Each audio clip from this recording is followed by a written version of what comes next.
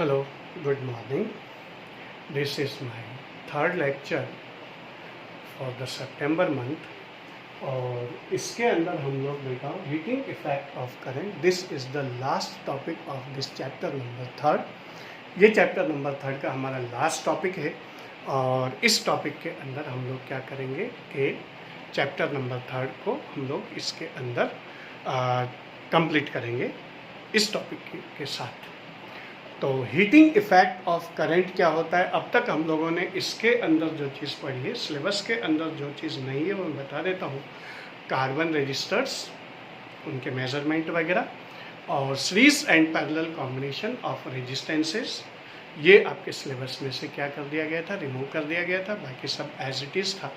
और रिमूव्ड या deleted portion of syllabus में से इसके अंदर ये दो टॉपिक थे जो हम लोगों ने डिस्कस नहीं किए हैं, क्योंकि और इसमें ज़्यादा कुछ भी नहीं है, क्योंकि इसके अंदर आपके पास क्या है कि सीरीज़ और पैरेलल कॉम्बिनेशन आप लोग 10th क्लास के अंदर पढ़ के आ रहे हो, तो इस वजह से ये चीज़ आपके सिलेबस में, इस साल के सिलेबस में नहीं, आगे के साल के अंदर आइंदा साल जुड़े। पिछले साल भी था, आइंदा साल अगर ऐड होता है और जो होगा ही सही तो फिर इसके अंदर होगा।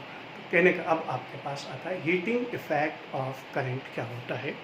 जब भी किसी भी वायर के अंदर करंट फ्लो होती है तो वायर के जो एटम्स और आयन्स हैं मटेरियल के, वो करंट फ्लो में ऑब्स्ट्रक्शन ऑफर करते हैं। ये ऑब्स्ट्रक्शन ही इस ऑब्स्ट्रक्शन को ओवरकम करने के लिए एक वर्क डन होता है, और ये वर्क डन ही हीट एनर्जी की फॉर्म में क्या हो जाता है बेटा, इवॉल्व होता है, जिसकी वजह से वायर गर्म हो जाता है। बस यही चीज़ क्या कहलाती है, हीटिंग इफेक्ट ऑफ करंट के नाम से जानते हैं।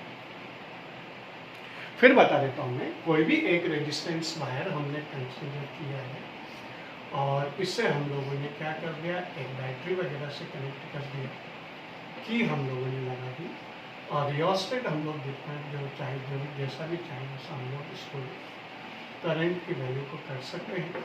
और फिर उसके बाद मान लो इसके अंदर आपके पास आई करंट फ्लो होती है और रेजिस्टेंस इसका आर है, इसका टर्मिनल पोटेंशियल कितना है, वी है। तो जो ही हम लोग इसमें के लगाएंगे, यहाँ से करंट सप्लाई होगी। जो ही करंट इस रेजिस्टेंस वायर के अंदर फ्लो होगी, इस वायर के एटम्स और आयंस करंट के फ्लो में ऑब्स्ट्रक्शन ऑफर करेंगे। जब ये ऑब्स्ट्रक्शन होगा तो उस ऑब्स्ट्रक्शन को ओवरकम करने के में एक वर्क डन होगा, जिसमें पोटेंशियल कंज्यूम होता है, जो हमने इससे पहले वाले टॉपिक के अंदर पढ़ रखा था। पोटेंशियल कंज्यूम होगा तो सेकेंड एंड का पोटेंशियल फर्स्ट एंड के पोटेंशियल से हमेशा ही क्या होता है, कम होता है, फॉल ऑफ पोटेंशियल कंसेप्ट कहलाता है। तो खैर यहाँ पर हमारे पास क्या होगा, वो वर्क डन होगा, इसको ऑब्स्ट्रक्शन को ओवरकम करने में वर्क डन होगा, और ये वर्क डन ही हीट एनर्जी की फॉर्म में क्या हो जाएगा बेटा, इवॉल्व हो जाता है। इसकी वजह से वायर क्या हो जाता है, गर्म हो जाता है। बस यही चीज़ क्या कहलाती है, हीटिंग इफेक्ट ऑफ करंट के नाम से जानी जाती है। हम लोग अच्छी तरह से जानते हैं V इज इक्वल टू कितना होता है, W/Q by the definition of electrostatic potential. पिछले चैप्टर के अंदर हम लोगों ने पढ़ा था। तो W इज इक्वल टू कितना आ जाएगा, V इंटू Q आ जाएगा, और V पोटेंशियल है, Q आपके पास करस्पॉन्डिंग चार्ज है, और Q इज इक्वल टू कितना होता है, I इंटू T, क्योंकि I इज इक्वल टू कितना होता है, Q/T, the rate of flow of charge. तो आपके पास यहाँ पर W इज इक्वल टू कितना आ जाएगा बेटा, और VIT, और V अप्लाइड पोटेंशियल है, I फ्लोइंग करंट है, और T आपके पास क्या है, टाइम इंटरवल है, जिस टाइम इंटरवल के लिए करंट फ्लो होता है, जितने टाइम इंटरवल के लिए करंट फ्लो होता है, और वही चीज़ इसके अंदर। तो ये तो हो गया वर्क डन। अब ये वर्क डन ही हीट एनर्जी की फॉर्म में क्या होता है, इवॉल्व होता है।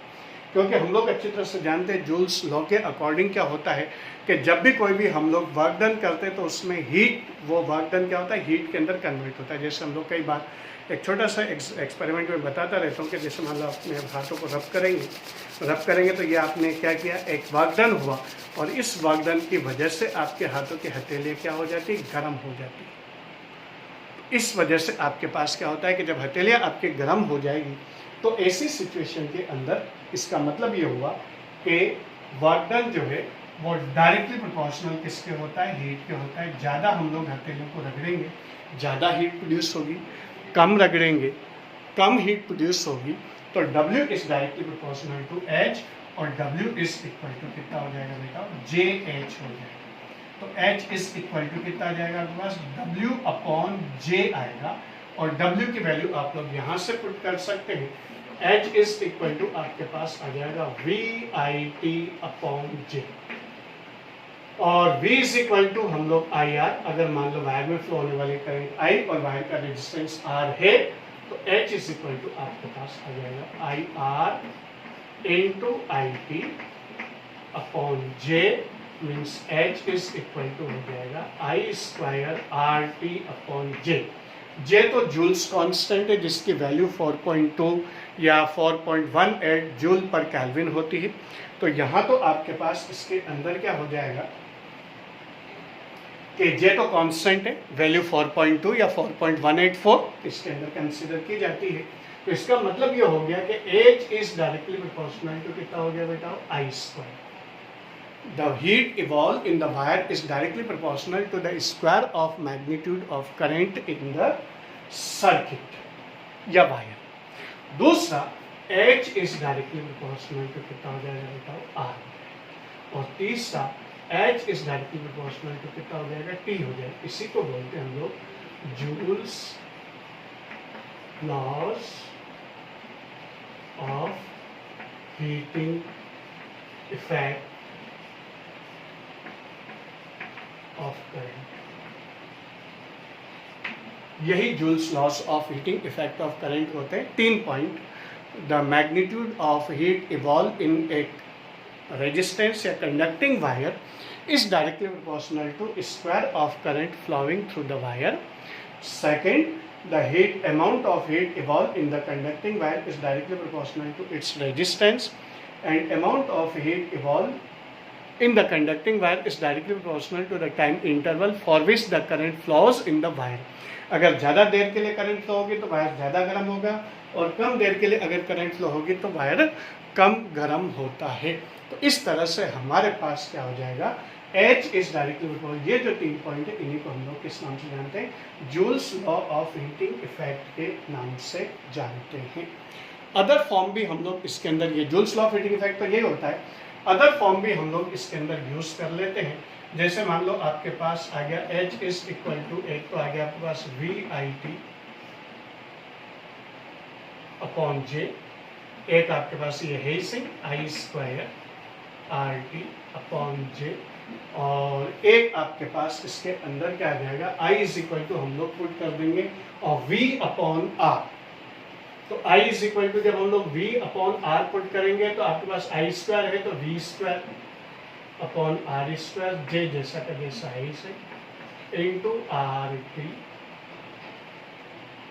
एक R की पावर से एक R की पावर कैंसिल होगी तो हमारे पास हो जाएगा V square T upon R into J। ये हमारे पास डिफरेंट फॉर्म्स हैं जो हम लोग अमाउंट ऑफ वर्क डन या amount of heat evolve in the conducting wire की तरह से हम लोग इसे क्या कर लेते हैं, कैलकुलेट कर लेते हैं। तो इस तरह से हमारे पास इसके अंदर वैल्यूज डिफरेंट पार्ट्स के अंदर वर्क डन कैलकुलेट करना। J हट जाएगा आपके पास, W इज इक्वल टू आपके पास एक आ जाएगा VIT, दूसरा आ जाएगा I square VIT I square RT, और तीसरा आ जाएगा आपके पास V square upon R into T। ये आपके पास डिफरेंट फॉर्म्स वर्क डन की, और ये डिफरेंट फॉर्म्स आपके पास इवोल्यूशन ऑफ हीट की है। और ये जो आपके पास है H is directly proportional to R square, H is directly proportional to R और H is directly proportional to T। इन्हीं को हम लोग Joule's laws of heating effect of current के नाम से जानते हैं।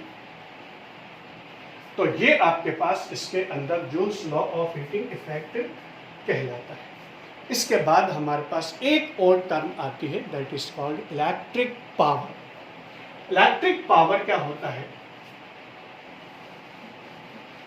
फ्यू सेकंड्स दे देता हूँ मैं आपको नोट करने के लिए, अगर चाहें तो नोट कर लें।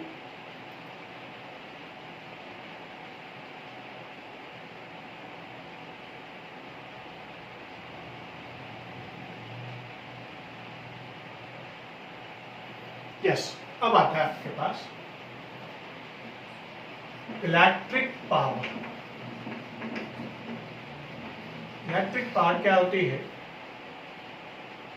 कि हम लोग अच्छी तरह से जानते हैं, पावर इज इक्वल टू होता है rate of work done, P is equal to W upon T. यहाँ भी आपके पास क्या होगा, वही P is equal to W upon T. Electrical work done या rate of electrical work done is called electric power. तो rate of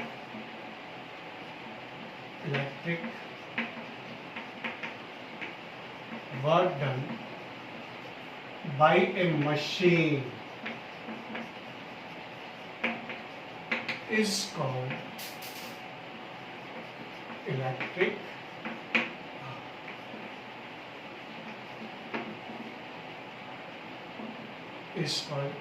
power of the machine।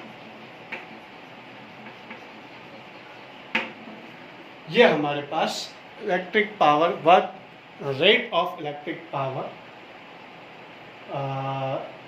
Electric work done by machine is called electric power. इसके बाद हमारे पास, क्योंकि हम लोग अच्छी तरह से जानते हैं वर्क डन की वैल्यू हम लोगों ने कितनी निकाली, W is equal to VIT आया।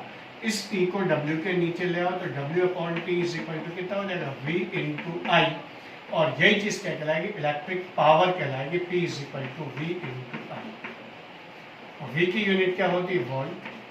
I की यूनिट क्या होती है, एम्पियर।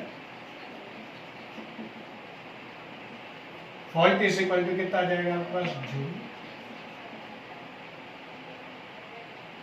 और जूल पर कूलम इंटू एम्पियर। और जूल कूलम की जगह लिखेंगे अपन ampere into second into ampere, ऊपर जैसा के जैसा है इसे, एम्पियर से एम्पियर कैंसिल हो गया, जूल पर सेकंड आ गया। और जूल पर सेकंड के लिए हमारे पास टर्म आती है वाट। वही जो हम लोग 11 क्लास के अंदर सीखते हैं, तो वही वाट इसके अंदर हमारे पास आता है। तो यहाँ से आपके पास कुल मिलाकर के बात ये हुई कि V इंटू आई, वोल्ट इंटू एम्पियर को भी हम लोग क्या बोल सकते हैं, वाट बोल सकते हैं। तो 1 वाट की डेफिनेशन अगर हम लोग देना चाहें, when 1 ampere current flows through a wire on applying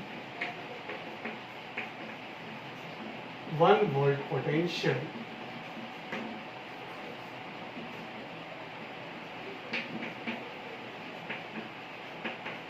then corresponding power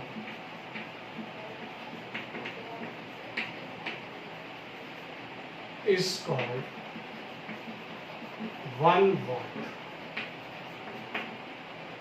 other forms इसके अंदर वैसे के वैसे आ जाएगी, जैसे इसमें V इंटू आई आया, I is equal to V is equal to I R put कर देंगे तो आपके पास कितना आ जाएगा, आई आर इंटू आई। तो सेकेंड फॉर्म आ जाएगी आई स्क्वायर आर। और V इज इक्वल टू आपके पास I is equal to V upon R put कर देंगे, आपके पास हो जाएगा V square upon R. Electric power की जो वैल्यू आपके पास जो फॉर्म्स आए, V इंटू आई आया, दूसरा कौन सा आया, आई स्क्वायर आर आया, तीसरा कौन सा आया, V स्क्वायर अपॉन आर आया। तो किसी भी डिवाइस को जिसका रेजिस्टेंस R है, अगर हम लोग उससे किसी भी V स्क्वायर या V पोटेंशियल वाली लाइन के अंदर अगर हम उसे कनेक्ट करते हैं, उसकी power P is equal to किससे दी जाएगी, V स्क्वायर अपॉन आर से दी जाएगी। अगर करंट का मैग्नीट्यूड आपको पता है तो V इंटू आई और आई स्क्वायर आर आपके पास इसके अंदर आ जाएगा। यहाँ से हमारे पास जो रिजल्ट निकलता है वो ये निकलता है कि अगर हम लोग सेम सप्लाई लाइन के अंदर अगर मान लो अलग अलग डिवाइसेस यूज़ करते हैं, तो जिस डिवाइस का रेजिस्टेंस कम होगा उसकी पावर उतनी ही ज़्यादा होगी। ज़्यादा पावर वाले जो डिवाइस होते हैं उनका रेजिस्टेंस क्या होता है, कम से कम होता है। वो ज़्यादा से ज़्यादा करंट को क्या करते हैं बेटा, ड्रॉ करते हैं। तो जब ज़्यादा से ज़्यादा करंट ड्रॉ करेंगे तो उसकी वजह से क्या होगा कि उनमें पावर कंजम्पशन भी क्या होता है, या जो इलेक्ट्रिकल एनर्जी कंजम्पशन भी क्या होता है, ज़्यादा होता है, क्योंकि यहाँ पर रेजिस्टेंस से ज़्यादा करंट पर इसकी डिपेंडेंस ज़्यादा होती है डिवाइस। तो P is equal to V into I is equal to I square R is equal to V square upon R हमारे पास आ गया। और इसकी यूनिट आपके पास वाट होती है। अगर मान लो आपके पास 1000 वाट बोलते हैं तो किलोवाट भी बोल सकते हैं। किलोवाट इज इक्वल टू 1000 वाट। और मेगावाट का मतलब होता है 10⁻⁶ वाट आपके पास क्या होगा, मेगावाट होगा। जो हमारे पास जो डिवाइसेस या सेल वगैरह होते हैं, उन डिवाइसेस या सेल को हम लोग उनकी जो स्ट्रेंथ है उस स्ट्रेंथ को मेजर किसके अंदर करते हैं, वाट आवर के अंदर करते हैं।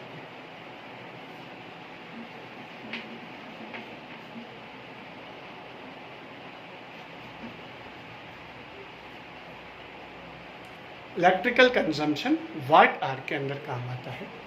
और अगर मान लो इसके आगे अगर मान लो किलो लगा दे 1000 के हिसाब से, तो ये बन जाएगा kWh, kilo watt hour. Hour का मतलब होगा, अगर सेकंड में कन्वर्ट करें तो 3600, किलो का मतलब 1000। तो हमारे पास अगर मान लो किलो का मतलब हो गया 1000, वाट का मतलब हो गया जूल पर सेकंड, और आर का मतलब हो गया 3600 सेकंड। सेकंड से सेकंड कैंसिल हो गया और आपके पास 1 kWh इज इक्वल टू आ जाएगा 3.6 इंटू 10⁻⁶। ये 1 kWh है। जो इलेक्ट्रिकल एनर्जी कंजम्पशन है, जो हमारे जो घरों के अंदर जो इलेक्ट्रिकल एनर्जी कंजम्पशन होता है वो kWh के अंदर होता है। इसको बोलते हैं हम लोग 1 unit, 1 board of trade unit, board to board of trade unit, BOT। और इसकी वैल्यू होती है 1 kWh और इसकी वैल्यू आपके पास 3.6 इंटू 10⁻⁶ जूल्स आपके पास इसके अंदर आ जाती है। तो ये आपके पास क्या हो गया, इलेक्ट्रिक पावर होगी। और इसके अंदर हमारे पास क्या होता है कि जो बैटरीज वगैरह की जो पावर्स है या स्ट्रेंथ है वो मेज़र की जाती है आपके पास एम्पियर इंटू आर के अंदर। एम्पियर इंटू आर के अंदर का मतलब ये हो गया बेटा आपके पास कि जैसे मान लो कोई भी ऑब्जेक्ट आपके पास एम्पियर इंटू आर के अंदर क्या होगा कि भाई कितनी अमाउंट ऑफ करंट कितने आवर्स के लिए वो बैटरी सप्लाई कर सकती है, वही आपके पास इसके अंदर उसकी स्ट्रेंथ को शो करेगी। तो मोबाइल वगैरह की जो बैटरीज होती है वो किसके अंदर होती है, MAH, milli ampere into hour. MAH जो लिखा होता है वो MAH का मतलब होता है milli ampere into hour. Mobile की बैटरीज में ज़्यादा होता है। देखते हैं आप लोग, 3600 mAh का इसकी बैटरी है या 4800 mAh की बैटरी है, तो वो mAh का मतलब होता है मिली एम्पियर इंटू आर। और जो दूसरी जो बैटरीज होती है उन्हें हम लोग एम्पियर इंटू आर के अंदर मेज़र किया जाता है। और energy consumption plus watt hour या किलो वाट आवर के अंदर मेज़र किया जाता है। तो इससे हम लोग इसकी वैल्यू को कैलकुलेट कर लेते हैं। तो ये चीज़ आपके पास इसके अंदर 1 kWh और बाकी की चीज़ें हमारे पास इसके अंदर आती है। और ये चीज़ हमारे पास इसके अंदर सेल्स वगैरह के अंदर कंसीडर की जाती है। इसी के साथ हमारा ये chapter number 3 current electricity finish होता है। और अगर मान लो आपको किसी को कोई भी दिक्कत हो चैप्टर को समझने में, तो आप लोग ज़रूर मुझे अपने जो मेरा जो नंबर है उस नंबर पे आप मुझे कॉल करके कोई भी चीज़ कभी भी किसी भी वक्त आप पूछ सकते हैं, आपको आंसर सर्टेनली मिलेगा।